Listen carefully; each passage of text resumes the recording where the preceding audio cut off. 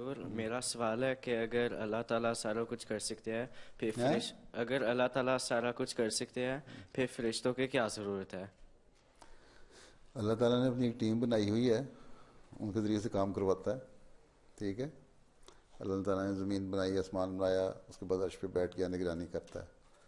بادشاہ ہے، مالک ہے، ہیں، رب ہے، بیٹھا ہوا ہے، حکم دے رہا ہے کہ یہ کرو یہ کرو یہ کرو. ہاں، تو ہم نے رکھے ہوئے اس نے مختلف کاموں کے لیے مختلف لوگ.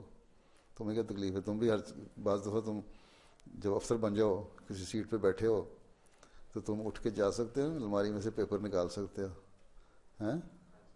تو لیکن تم اپنے کسی متحد کو کہتے جاؤ کاغذ نکال لو. تمہارے ٹیچر بعض کام کر سکتے ہیں اٹھ کے، لیکن اپنے اسٹوڈنٹ کہتے ہیں جاؤ اٹھ کو وہ لے آؤ.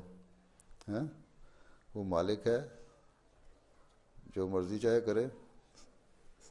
اس لیے اس نے رکھے ہوئے ہیں. یہ فرشتے تو اس طرح ہیں جنہیں نوکر رکھے ہوتے ہیں. ہاں، بس وہ نوکر ہی ہیں سمجھو. ٹھیک، بیٹھ جاؤ.